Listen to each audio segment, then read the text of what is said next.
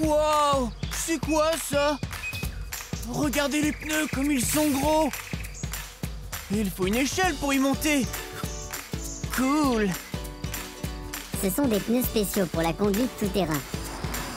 En plus, il y a aussi un treuil. Hé, vous deux! Nous voulons aller dans la forêt pour voir les animaux, pas les voitures!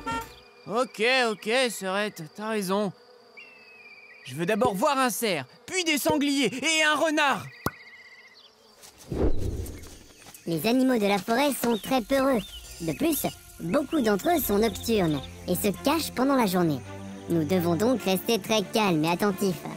Si nous respectons ces consignes, nous allons forcément voir quelques animaux. Coucou toi!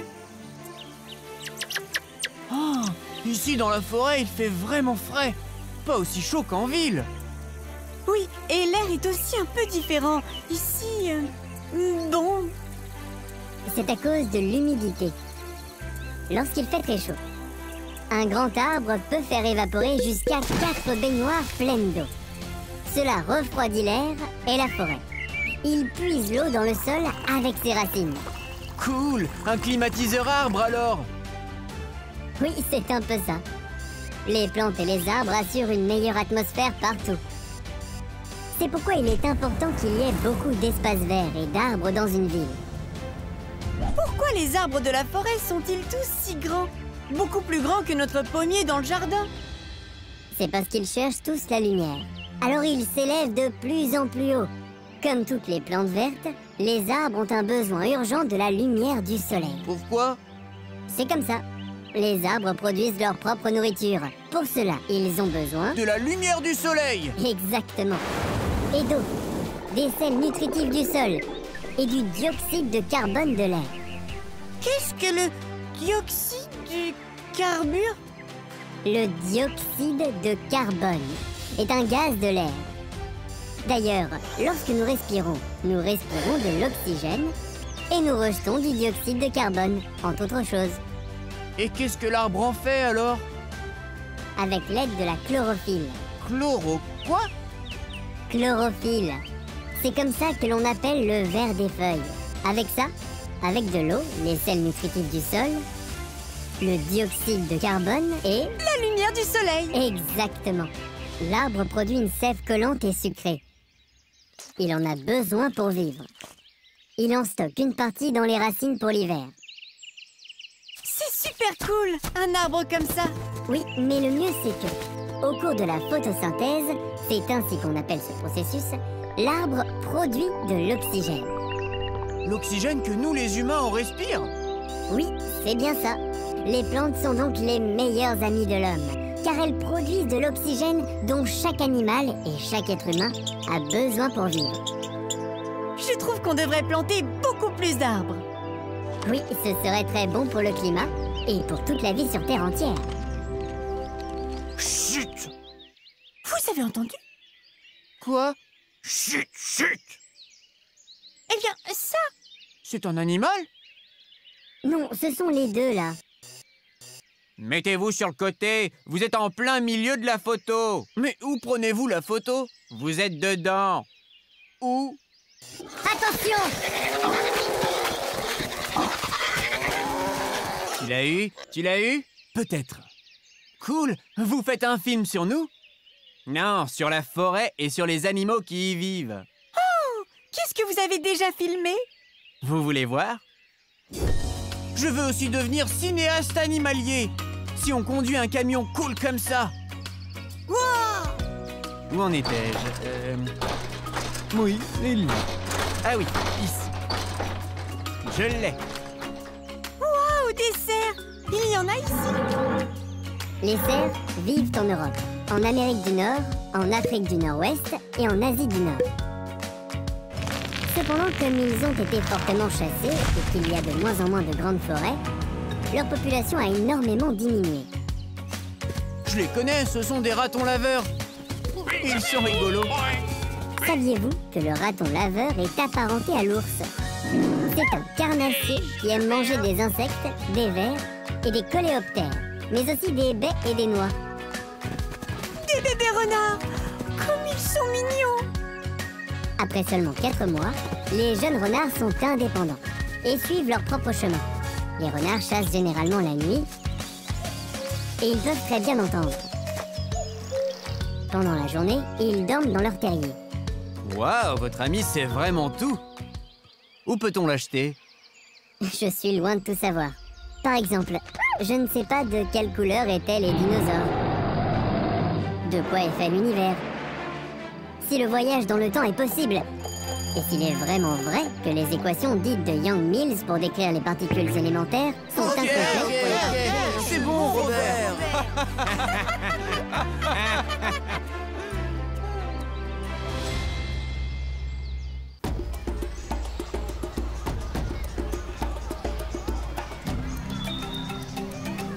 Je suis si contente qu'on puisse enfin ressortir. Waouh, regardez les crocodiles. Trop cool. Et ce sont des bébés crocodiles. C'est trop mignon. Saviez-vous que les crocodiles, tout comme les oiseaux, descendent des dinosaures? Vraiment? Alors ce sont des copains dinos? Cool. Oui, quelque chose comme ça. Les crocodiles vivent entre 80 et 100 ans. Ils sont paresseux. Ils restent allongés toute la journée et ne bougent pas. Oui, mais ils peuvent aussi être rapides comme l'éclair, tant dans l'eau que sur terre. C'est également comme ça qu'ils chassent leurs proies. Comment ils font ça? Dans la nature, pas ici au parc animalier, ils se faufilent près de leur proie très lentement. La plupart du temps, seuls les yeux et le nez sortent de l'eau. Et lorsqu'ils sont assez près, ils les happent en un éclair. Sous l'eau, les crocodiles sont souvent à l'affût, la gueule ouverte. Et si un poisson passe, ils n'ont plus qu'à le happer. Ça ne me dit pas trop d'aller nager avec un crocodile. Qu'est-ce qu'ils mangent les crocodiles en fait? Surtout des poissons, des oiseaux et d'autres animaux. Au suivant! C'est à nous. Bonjour, famille Parker. Nous avons réservé par internet 2 enfants et un robot. Oui, le robot ne figure pas sur ma liste. Je ne pense pas que votre robot n'ait à payer d'entrée. Super! Comme ça, il nous reste encore de l'argent pour nous acheter une glace! Aujourd'hui, nous avons aussi ce petit sac surprise avec une figurine d'animal pour vous. Cool! Merci! Ah, encore quelque chose, les enfants. La maison des éléphants et la maison tropicale sont malheureusement toujours fermées. Vous savez, c'est à cause du coronavirus et des distances à respecter. Ok, pas de problème! Waouh! On se croirait en Afrique! Et il y a tellement d'animaux différents. Oui, et surtout des animaux curieux. Robert, les girafes peuvent atteindre jusqu'à quelle taille? Les girafes peuvent atteindre une taille allant jusqu'à 6 mètres. Cela signifie qu'elles peuvent regarder au 2e étage d'une maison. Cela fait d'elles les plus grands mammifères vivants sur Terre. Waouh! Il est également très intéressant de constater qu'une girafe, avec son long cou et ses 7 vertèbres cervicales, en a autant qu'un humain, ou comme cette petite souris ici par exemple. Mais les vertèbres de la girafe sont beaucoup plus grosses que celles de la souris. Oui, c'est sûr. Là-bas, regardez, les suricates. J'adore les suricates. Ils sont tellement choux. Oui, ils sont choux, mais ils font partie des petits carnassiers. Pour de vrai? Oui, ce qu'ils préfèrent manger, ce sont les insectes et les araignées. Mais ils chassent aussi les petites souris. Les suricates vivent toujours en colonie. Cela signifie que plusieurs familles de suricates vivent ensemble dans une même communauté. Ainsi, un suricate doit toujours veiller à ce qu'aucun ennemi n'approche. Je pense que c'est ce que fait celui-ci. Quand le danger approche, le gardien avertit les autres suricates. Et ils disparaissent tous immédiatement dans le premier terrier venu. Ils aiment aussi les câlins et ce sont des animaux très sociables. Je pourrais regarder les suricates toute la journée. Viens, allons voir les lions ou les ours polaires et les pingouins. Ok. Savez-vous d'ailleurs pourquoi les ours polaires ne mangent pas les pingouins? Aucune idée. C'est ce que je vais vous raconter dans le prochain épisode. Et bien plus encore. Oh, nous sommes déjà impatients.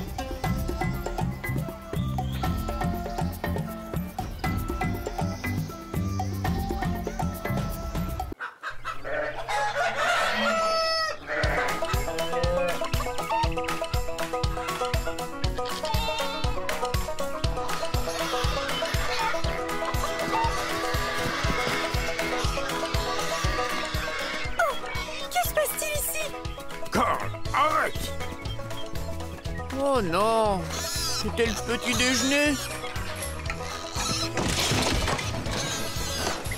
Les cochons ont été plus rapides pour le petit déjeuner.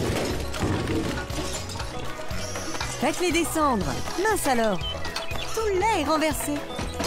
On peut vous aider? Oui, vous pouvez retourner à l'étable pour aller chercher à nouveau du lait. Et je nettoie la table. Avec plaisir. Eh oh, y a quelqu'un? Il n'y a personne à part vous deux. Oh, comme tu es mignon, petit veau. Mais c'est quoi ce truc? Eh oh, y a quelqu'un ici? C'est une crayeuse avec laquelle les vaches sont traites automatiquement. Oh, vraiment? Oui, vraiment. Le lait est aspiré des mamelles par une pression pulsée. C'est un peu comme quand on boit de la limonade avec une paille. Vous créez alors également une pression avec votre bouche et le liquide est aspiré à travers la paille. Et ça ne fait pas mal à la vache? Non, pas du tout. C'est comme quand le veau tète les mamelles. Mais pourquoi la vache donne du lait? La vache ne donne du lait que lorsqu'elle a un veau, car le lait est en fait pour... Les petits veaux. Oui, exactement. Est-ce qu'on ne prend pas le lait des petits veaux alors? Non. Un petit veau boit environ 6 litres de lait par jour. Mais une vache peut en donner beaucoup, beaucoup plus. Oui, Ashley donne parfois jusqu'à 26 litres de lait par jour. Ça représente 2 de ces bidons de lait, là. Waouh, ça fait beaucoup. Nous pouvons en avoir un peu pour le petit déjeuner? Oui, bien sûr. Voici le lait, tout frais sorti de la vache. Super, vous voilà de retour. Je vais faire chauffer le lait et vous pourrez commencer le petit déjeuner. Oh oui! C'est un peu dommage que les cochons ne soient plus là. Ils étaient très rigolos. C'est toi qui es rigolo, Robert.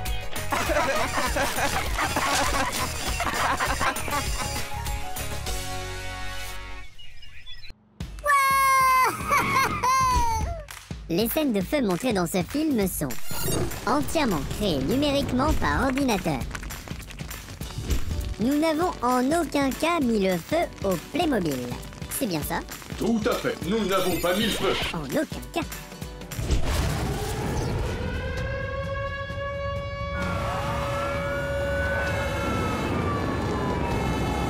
Cool, regardez, il y a plein de voitures de pompiers.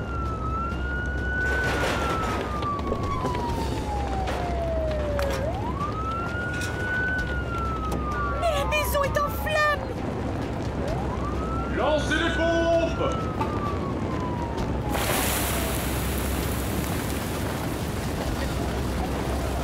Oui, mais heureusement, tout ça n'est qu'un exercice.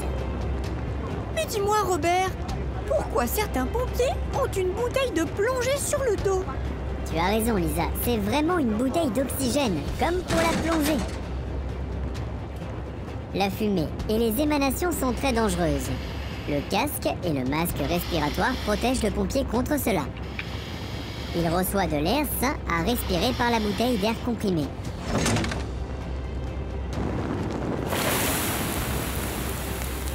Grâce à ça, le feu ne le dérangera pas du tout?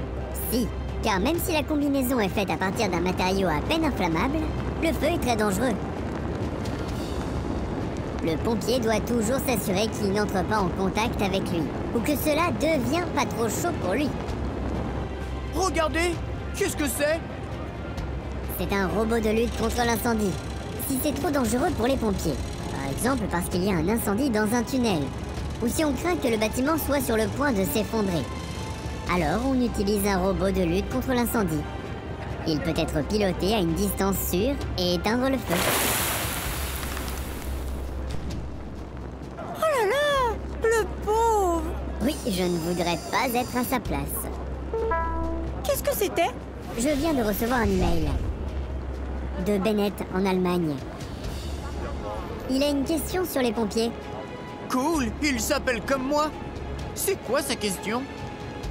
Bennett aimerait savoir dans quel cas on a besoin d'un hélicoptère de pompiers. Super question. Elle aurait aussi pu être de moi. Un hélicoptère de lutte contre l'incendie est toujours utilisé lorsque le feu est très difficile à atteindre. Par exemple, lors d'un incendie de forêt. Comme on a une meilleure vue d'ensemble depuis les airs, le pilote peut donner au service de secours au sol des informations précises sur l'endroit où se trouve l'incendie. De plus, il peut aussi éteindre le feu depuis les airs de manière ciblée. Wow! C'est là qu'intervient ce camion de pompiers. Avec ses gros pneus et ses 4 roues motrices, il peut également conduire sur des terrains difficiles et éteindre l'incendie. Tout est éteint. Maintenant, l'exercice est fini. Dommage, mais c'était méga cool. C'est assez dangereux ce que font les pompiers. Est-ce qu'il y a aussi des pompiers femmes? Oui, bien sûr qu'il y en a. Ça ne te donne pas envie? Nous avons toujours besoin de nouvelles recrues chez les pompiers. Je vais y réfléchir. Bonne idée. Et vous pouvez venir nous rendre visite à tout moment. Ciao. Je dois maintenant ramener le camion échelle au garage. Waouh, elle conduit la voiture de pompier. Moi aussi, je veux la conduire. Voilà que mon petit frère est tout étonné. Merci Robert pour ces super explications. De rien, Lisa. Vous aussi, si vous avez des questions, écrivez-nous à robert@playmobil.com. À bientôt. Ciao.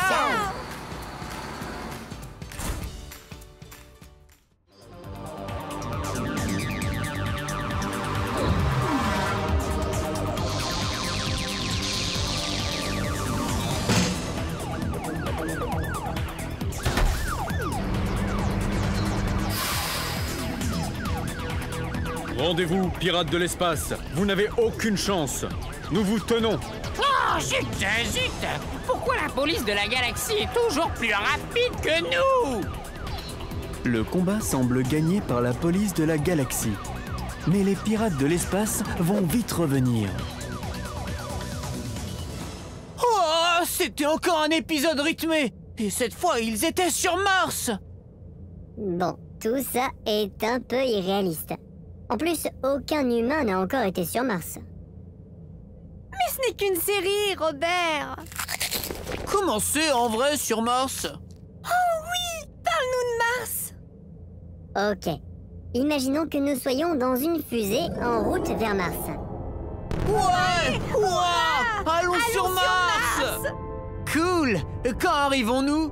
Dans environ 3 minutes, 5 heures, 14 jours et 6 mois. Quoi? Tu plaisantes? Non, dans le meilleur des cas, ça prendrait au moins 6 mois. Mars est seulement à une distance de 56 millions de kilomètres de la Terre, si on est à la bonne période. Seulement 56 millions de kilomètres? Oui, c'est la plus petite distance. Mais Mars, comme la Terre, tourne autour du Soleil. Cette distance peut aussi changer. Lorsque la distance est la plus grande, elle est de plus de 400 millions de kilomètres. Oh mais c'est fou! Qu'allons-nous faire maintenant pendant si longtemps? Avançons rapidement dans le temps.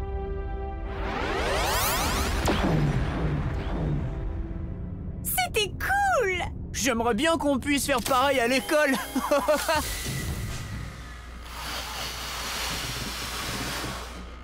Comme c'est cool! Je flotte! Moi aussi! Je me sens toute légère! C'est l'apesanteur dans l'espace. La pesanteur, c'est super cool! Waouh! Regardez! C'est Mars! C'est tellement grand! Oui, même si elle ne fait que la moitié de la taille de la Terre. Mais pourquoi Mars est rouge? Les roches à la surface de Mars contiennent beaucoup de fer. Et comme il y avait beaucoup d'eau sur Mars il y a longtemps, le fer est rouillé. C'est ainsi que Mars a obtenu sa couleur rouge. Rouillé?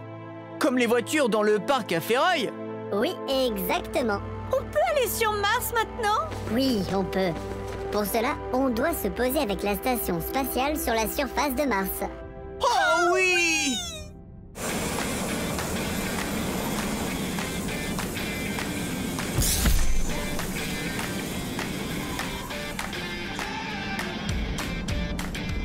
Super atterrissage, Robert! Merci. Est-ce qu'on peut sortir maintenant?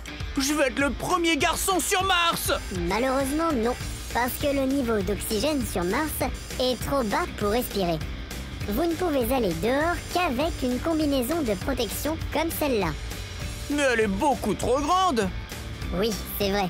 Mais malheureusement, il n'y a pas encore de combinaison spatiale pour les enfants. C'est dommage. C'est vrai. Mais imaginons simplement que nous sommes assis dans le véhicule d'exploration et que nous traversons Mars en voiture. Cool. Je peux conduire? Mais tu n'as pas le permis! Tu crois que quelqu'un va me contrôler ici? C'est mieux que je conduise.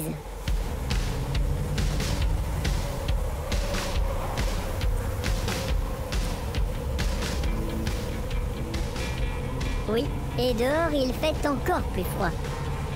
La température moyenne sur Mars est d'environ moins 60 degrés. Mais la nuit, la température peut descendre jusqu'à moins 120 degrés. Ce n'est pas ce que j'avais imaginé. Et comment avais-tu imaginé la vie sur Mars? Eh bien, un peu comme sur la Terre, mais un peu plus cool.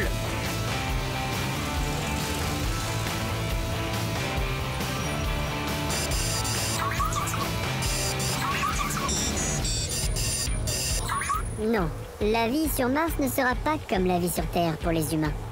Pour l'essentiel, la vie se déroulera à l'intérieur. C'est comme dans une serre! Tout ce dont les humains ont besoin pour vivre, ils doivent le ramener de la Terre. Et si ce n'est pas possible, il faut le fabriquer ici.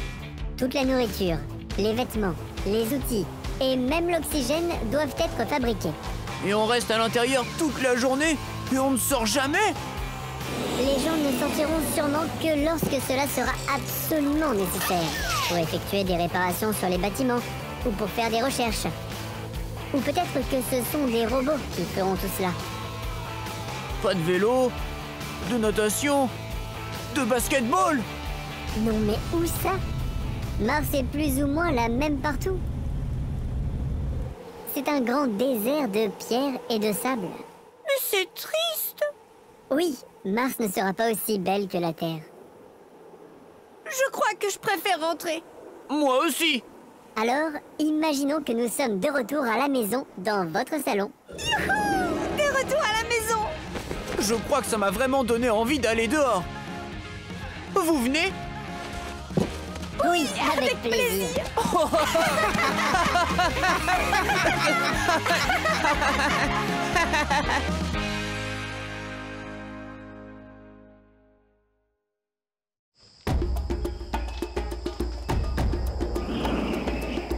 Je crois qu'il y a quelque chose là. Ça fonce directement sur nous! Ma caméra thermique me montre que quelque chose semblable à un chat vient vers nous.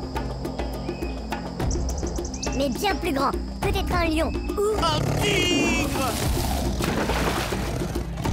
Wow! Vous avez vu ça? Oui, c'est incroyable! Je suis contente que nous soyons dans un parc animalier, pas dans la jungle. Mais je croyais que les chats n'aimaient pas l'eau. Oui, c'est vrai aussi.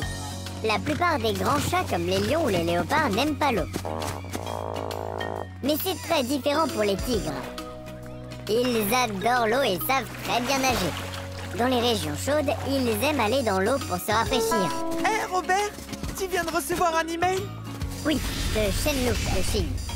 Elle aimerait savoir si les soigneurs font aussi des câlins aux animaux. J'ai une idée. Pourquoi ne pas tout simplement lui demander? Bonjour, nous avons une question. Bonjour, que voulez-vous savoir? Est-ce que les soigneurs font aussi des câlins aux animaux? Même si les tigres ressemblent à de gros chats en peluche, ce sont des prédateurs très dangereux. Ils sont imprévisibles, donc c'est non pour faire des câlins à des tigres adultes. Et pas non plus à des petits tigres.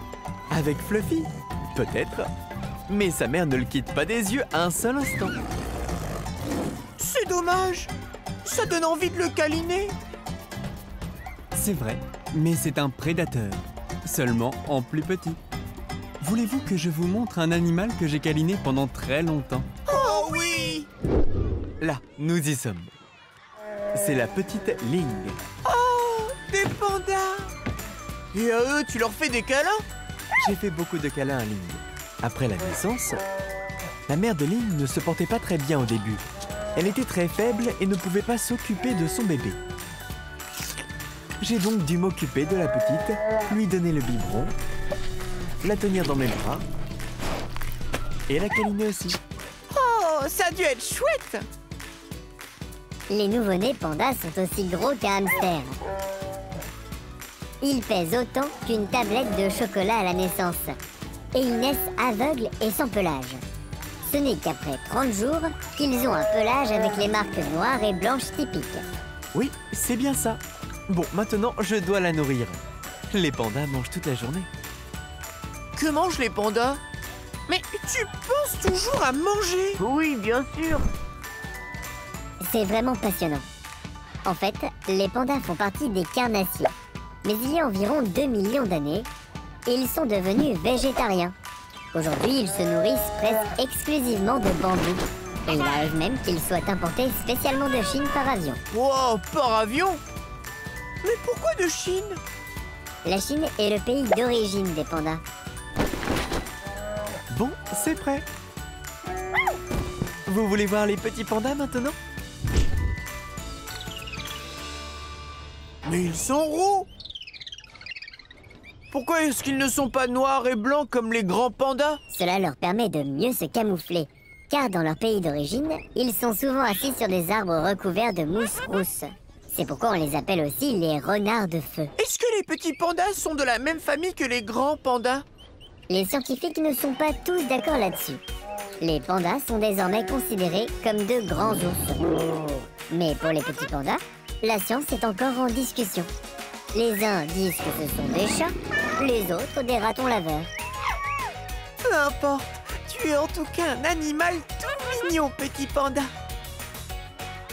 Vous voulez venir au parc animalier pour enfants? Oh oui! Bon, ici, vous pouvez caresser les animaux, mais soyez prudents. Les animaux peuvent aussi pincer. Si vous remarquez qu'un animal ne veut pas être touché, alors laissez-le tranquille. D'accord, c'est ce que nous allons faire. Et que se passe-t-il si je ne veux pas être touché? Pauvre Robert.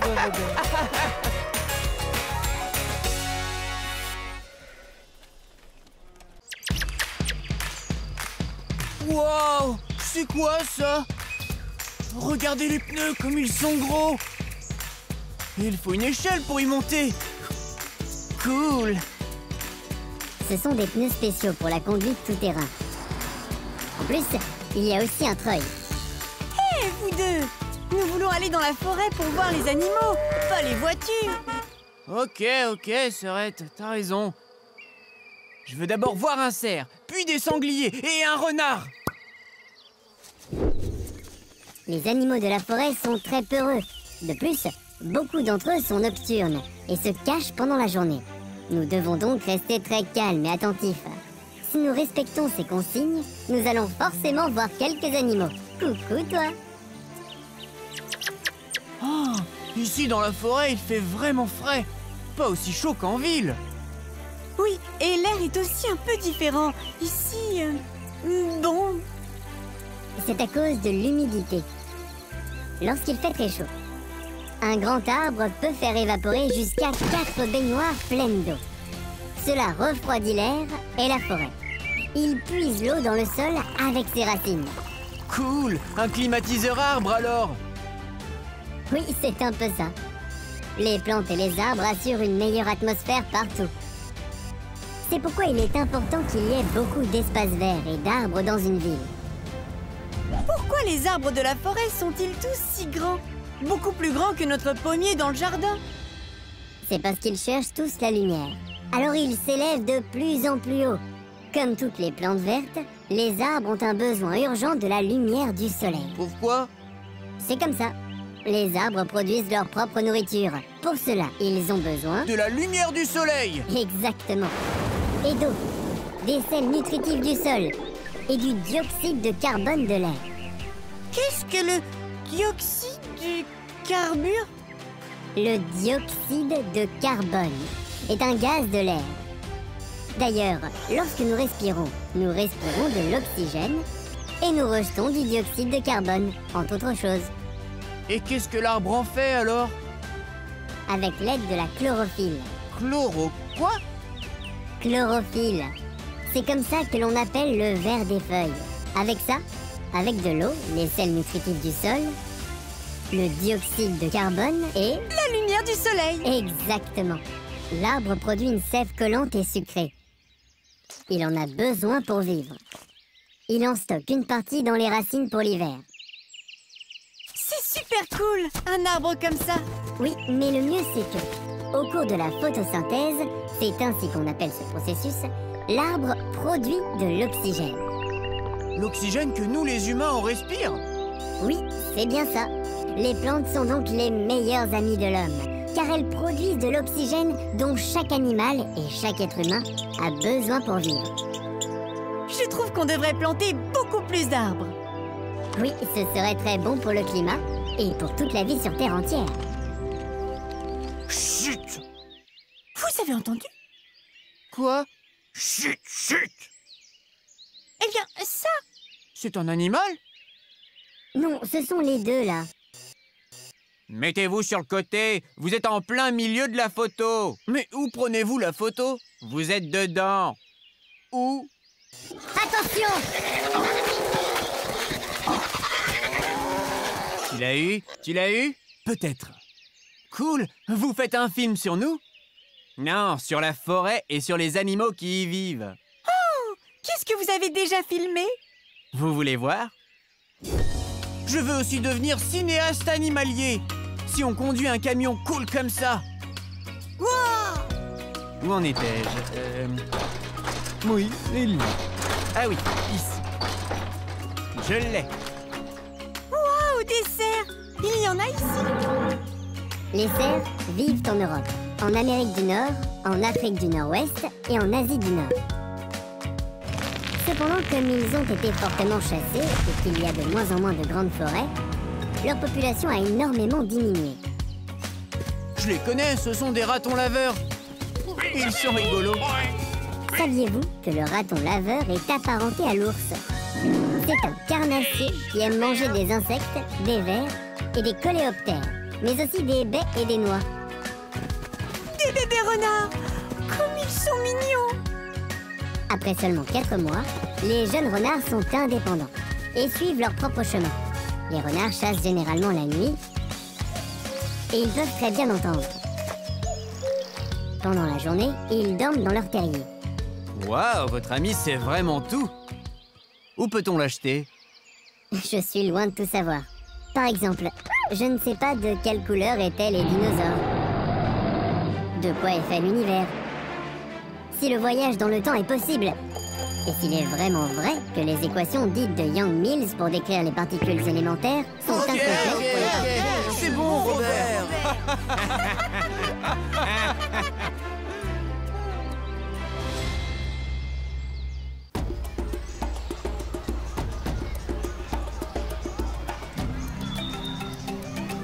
Je suis si contente qu'on puisse enfin ressortir.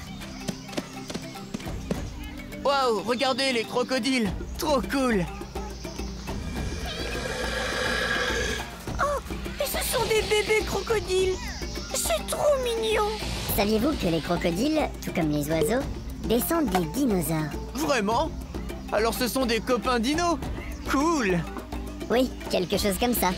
Les crocodiles vivent entre 80 et 100 ans. Ils sont paresseux. Ils restent allongés toute la journée et ne bougent pas. Oui, mais ils peuvent aussi être rapides comme l'éclair, tant dans l'eau que sur terre. C'est également comme ça qu'ils chassent leurs proies. Comment ils font ça? Dans la nature, pas ici au parc animalier, ils se faufilent près de leur proie très lentement. La plupart du temps, seuls les yeux et le nez sortent de l'eau. Et lorsqu'ils sont assez près, ils les happent en un éclair. Sous l'eau, les crocodiles sont souvent à l'affût, la gueule ouverte. Et si un poisson passe, ils n'ont plus qu'à le happer. Ça ne me dit pas trop d'aller nager avec un crocodile. Qu'est-ce qu'ils mangent les crocodiles en fait? Surtout des poissons, des oiseaux et d'autres animaux. Au suivant! C'est à nous. Bonjour, famille Parker. Nous avons réservé par Internet 2 enfants et un robot. Oui, le robot ne figure pas sur ma liste. Je ne pense pas que votre robot n'ait à payer d'entrée. Super! Comme ça, il nous reste encore de l'argent pour nous acheter une glace. Aujourd'hui, nous avons aussi ce petit sac surprise avec une figurine d'animal pour vous. Cool. Merci. Ah, encore quelque chose, les enfants. La maison des éléphants et la maison tropicale sont malheureusement toujours fermées. Vous savez, c'est à cause du coronavirus et des distances à respecter. Ok, pas de problème. Waouh, on se croirait en Afrique. Il y a tellement d'animaux différents. Oui, et surtout des animaux curieux. Robert, les girafes peuvent atteindre jusqu'à quelle taille? Les girafes peuvent atteindre une taille allant jusqu'à 6 mètres. Cela signifie qu'elles peuvent regarder au 2e étage d'une maison. Cela fait d'elles les plus grands mammifères vivants sur Terre. Waouh. Il est également très intéressant de constater qu'une girafe, avec son long cou et ses 7 vertèbres cervicales, en a autant qu'un humain, ou comme cette petite souris ici par exemple. Mais les vertèbres de la girafe sont beaucoup plus grosses que celles de la souris. Oui, c'est sûr. Là-bas, regardez, les suricates. J'adore les suricates. Ils sont tellement choux. Oui, ils sont choux, mais ils font partie des petits carnassiers. Pour de vrai? Oui, ce qu'ils préfèrent manger, ce sont les insectes et les araignées. Mais ils chassent aussi les petites souris. Les suricates vivent toujours en colonie. Cela signifie que plusieurs familles de suricates vivent ensemble dans une même communauté. Ainsi, un suricate doit toujours veiller à ce qu'aucun ennemi n'approche. Je pense que c'est ce que fait celui-ci. Quand le danger approche, le gardien avertit les autres suricates. Et ils disparaissent tous immédiatement dans le premier terrier venu. Ils aiment aussi les câlins et ce sont des animaux très sociables. Je pourrais regarder les suricates toute la journée. Viens, allons voir les lions ou les ours polaires et les pingouins. Ok. Savez-vous d'ailleurs pourquoi les ours polaires ne mangent pas les pingouins? Aucune idée. C'est ce que je vais vous raconter dans le prochain épisode. Et bien plus encore. Oh, nous sommes déjà impatients.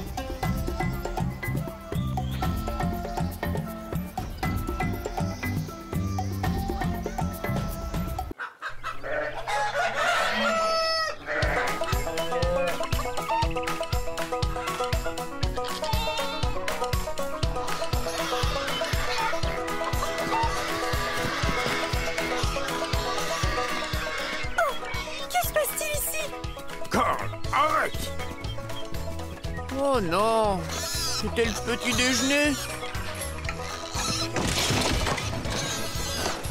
Les cochons ont été plus rapides pour le petit déjeuner. Faites-les descendre. Mince alors. Tout le lait est renversé. On peut vous aider? Oui, vous pouvez retourner à l'étable pour aller chercher à nouveau du lait. Et je nettoie la table. Avec plaisir. Eh oh! Y a quelqu'un? Il n'y a personne à part vous deux. Oh! Comme tu es mignon, petit veau! Mais c'est quoi ce truc? Eh oh! Y a quelqu'un ici? C'est une crayeuse avec laquelle les vaches sont traites automatiquement. Oh! Vraiment? Oui, vraiment. Le lait est aspiré des mamelles par une pression pulsée. C'est un peu comme quand on boit de la limonade avec une paille. Vous créez alors également une pression avec votre bouche et le liquide est aspiré à travers la paille. Et ça ne fait pas mal à la vache? Non, pas du tout. C'est comme quand le veau tète les mamelles. Mais pourquoi la vache donne du lait? La vache ne donne du lait que lorsqu'elle a un veau, car le lait est en fait pour... Les petits veaux! Oui, exactement. Est-ce qu'on ne prend pas le lait des petits veaux alors? Non. Un petit veau boit environ 6 litres de lait par jour. Mais une vache peut en donner beaucoup plus.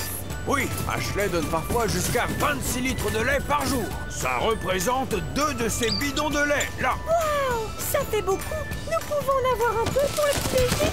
Oui, bien sûr. Voici le lait, tout frais sorti de la vache. Super, vous voilà de retour.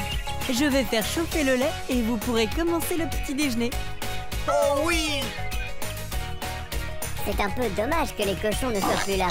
Ils étaient très rigolos. C'est toi qui es rigolo, Robert.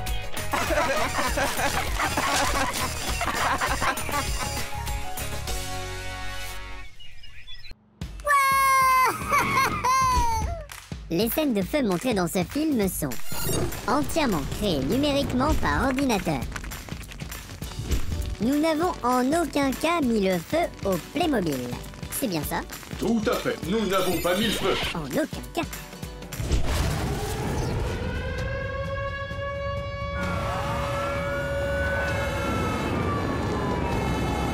Cool, regardez, il y a plein de voitures de pompiers.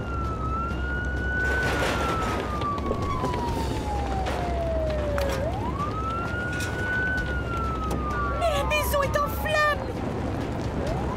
Lancez les pompes!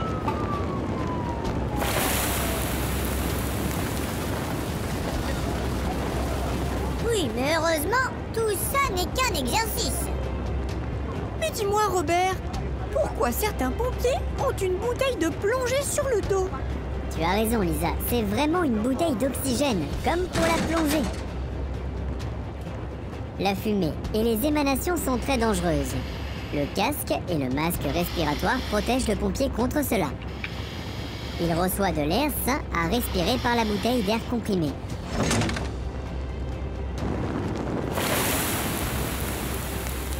Grâce à ça, le feu ne le dérangera pas du tout?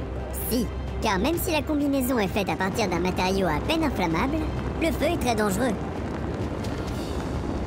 Le pompier doit toujours s'assurer qu'il n'entre pas en contact avec lui, ou que cela devient pas trop chaud pour lui. Regardez, qu'est-ce que c'est? C'est un robot de lutte contre l'incendie. Si c'est trop dangereux pour les pompiers, par exemple parce qu'il y a un incendie dans un tunnel, ou si on craint que le bâtiment soit sur le point de s'effondrer, alors on utilise un robot de lutte contre l'incendie. Il peut être piloté à une distance sûre et éteindre le feu.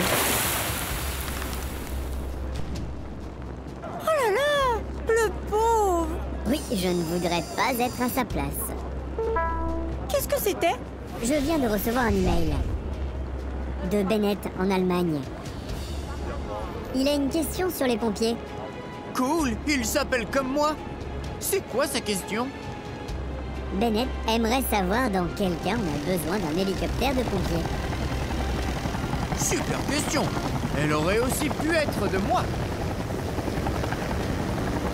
Un hélicoptère de lutte contre l'incendie est toujours utilisé lorsque le feu est très difficile à atteindre.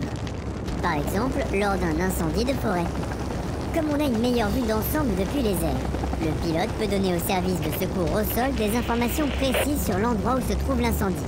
De plus, il peut aussi éteindre le feu depuis les airs de manière ciblée. Wow! C'est là qu'intervient ce camion de pompiers. Avec ses gros pneus et ses 4 roues motrices, il peut également conduire sur des terrains difficiles et éteindre l'incendie.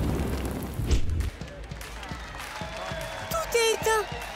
Maintenant, l'exercice est fini! Dommage, mais c'était méga cool. C'est assez dangereux ce que font les pompiers! Est-ce qu'il y a aussi des pompiers femmes? Oui, bien sûr qu'il y en a. Ça ne te donne pas envie? Nous avons toujours besoin de nouvelles recrues chez les pompiers. Je vais y réfléchir. Bonne idée. Et vous pouvez venir nous rendre visite à tout moment. Ciao. Je dois maintenant ramener le camion échelle au garage. Waouh, elle conduit la voiture de pompier. Moi aussi, je veux la conduire. Voilà que mon petit frère est tout étonné. Merci Robert pour ces super explications. De rien, Lisa. Vous aussi, si vous avez des questions, écrivez-nous à robert@playmobil.com. À bientôt. Ciao.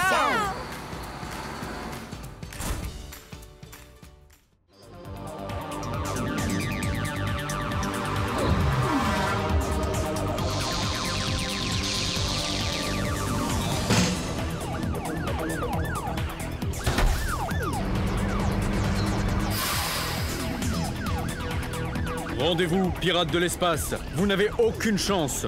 Nous vous tenons. Oh, zut, zut! Pourquoi la police de la galaxie est toujours plus rapide que nous? Le combat semble gagné par la police de la galaxie.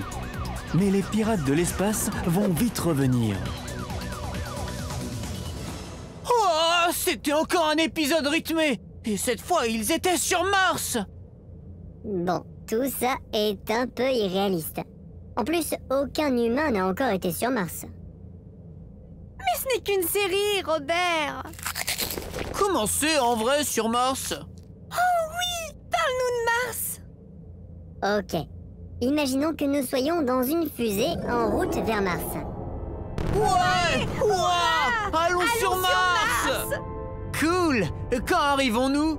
Dans environ 3 minutes, 5 heures, 14 jours et 6 mois. Quoi? Tu plaisantes? Non, dans le meilleur des cas, ça prendrait au moins 6 mois. Mars est seulement à une distance de 56 millions de kilomètres de la Terre, si on est à la bonne période. Seulement 56 millions de kilomètres? Oui, c'est la plus petite distance. Mais Mars, comme la Terre, tourne autour du Soleil. Cette distance peut aussi changer. Lorsque la distance est la plus grande, elle est de plus de 400 millions de kilomètres. Oh mais c'est fou! Qu'allons-nous faire maintenant pendant si longtemps? Avançons rapidement dans le temps.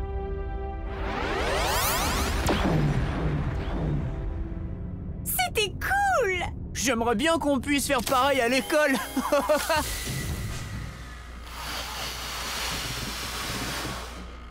Comme c'est cool! Je flotte! Moi aussi! Je me sens toute légère! C'est l'apesanteur dans l'espace. La pesanteur, c'est super cool! Waouh! Regardez! C'est Mars! C'est tellement grand! Oui, même si elle ne fait que la moitié de la taille de la Terre. Mais pourquoi Mars est rouge? Les roches à la surface de Mars contiennent beaucoup de fer. Et comme il y avait beaucoup d'eau sur Mars il y a longtemps, le fer est rouillé. C'est ainsi que Mars a obtenu sa couleur rouge.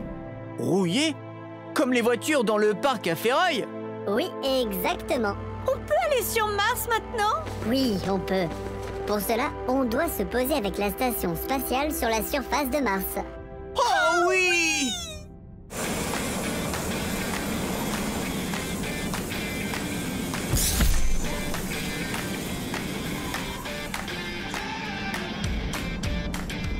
Super atterrissage, Robert! Merci. Est-ce qu'on peut sortir maintenant? Je vais être le premier garçon sur Mars! Malheureusement, non. Parce que le niveau d'oxygène sur Mars est trop bas pour respirer.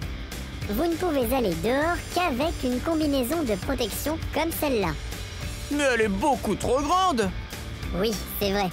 Mais malheureusement, il n'y a pas encore de combinaison spatiale pour les enfants. C'est dommage. C'est vrai. Mais imaginons simplement que nous sommes assis dans le véhicule d'exploration et que nous traversons Mars en voiture. Cool! Je peux conduire? Mais tu n'as pas le permis! Tu crois que quelqu'un va me contrôler ici? C'est mieux que je conduise.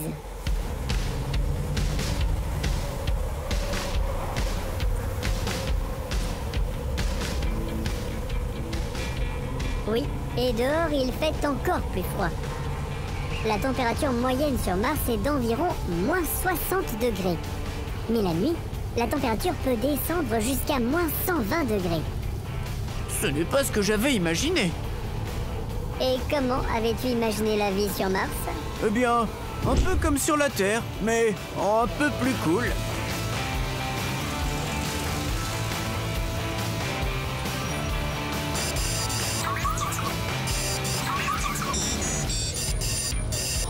Non, la vie sur Mars ne sera pas comme la vie sur Terre pour les humains. Pour l'essentiel, la vie se déroulera à l'intérieur. C'est comme dans une serre! Tout ce dont les humains ont besoin pour vivre, ils doivent le ramener de la Terre. Et si ce n'est pas possible, il faut le fabriquer ici. Toute la nourriture, les vêtements, les outils et même l'oxygène doivent être fabriqués. Et on reste à l'intérieur toute la journée et on ne sort jamais? Les gens ne sortiront sûrement que lorsque cela sera absolument nécessaire, pour effectuer des réparations sur les bâtiments ou pour faire des recherches. Ou peut-être que ce sont des robots qui feront tout cela. Pas de vélo, de natation, de basketball? Non mais où ça? Mars est plus ou moins la même partout. C'est un grand désert de pierres et de sable. Mais c'est triste! Oui, Mars ne sera pas aussi belle que la Terre. Je crois que je préfère rentrer. Moi aussi!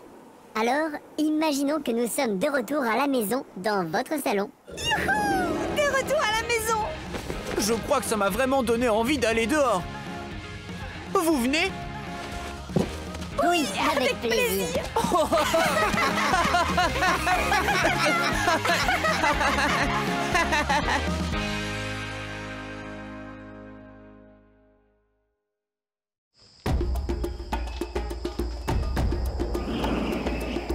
Je crois qu'il y a quelque chose là. Ça fonce directement sur nous. Ma caméra thermique me montre que quelque chose semblable à un chat vient vers nous. Mais bien plus grand, peut-être un lion ou... Un tigre. Wow! Vous avez vu ça? Oui, c'est incroyable. Je suis contente que nous soyons dans un parc animalier, pas dans la jungle. Mais je croyais que les chats n'aimaient pas l'eau. Oui, c'est vrai aussi. La plupart des grands chats comme les lions ou les léopards n'aiment pas l'eau. Mais c'est très différent pour les tigres. Ils adorent l'eau et savent très bien nager. Dans les régions chaudes, ils aiment aller dans l'eau pour se rafraîchir. Hé Robert, tu viens de recevoir un email? Oui, de Shenlou, de Chine. Elle aimerait savoir si les soigneurs font aussi des câlins aux animaux. J'ai une idée. Pourquoi ne pas tout simplement lui demander? Bonjour, nous avons une question. Bonjour, que voulez-vous savoir? Est-ce que les soigneurs font aussi des câlins aux animaux? Même si les tigres ressemblent à de gros chats en peluche, ce sont des prédateurs très dangereux. Ils sont imprévisibles. Donc c'est non pour faire des câlins à des tigres adultes. Et pas non plus à des petits tigres? Avec Fluffy, peut-être. Mais sa mère ne le quitte pas des yeux un seul instant. C'est dommage. Ça donne envie de le câliner. C'est vrai, mais c'est un prédateur. Seulement en plus petit. Voulez-vous que je vous montre un animal que j'ai câliné pendant très longtemps? Oh oui! Là, nous y sommes. C'est la petite Ling. Oh, des pandas! Et à eux, tu leur fais des câlins? J'ai fait beaucoup de câlins à Ling. Après la naissance, la mère de Ling ne se portait pas très bien au début. Elle était très faible et ne pouvait pas s'occuper de son bébé. J'ai donc dû m'occuper de la petite, lui donner le biberon, la tenir dans mes bras et la câliner aussi. Oh, ça a dû être chouette!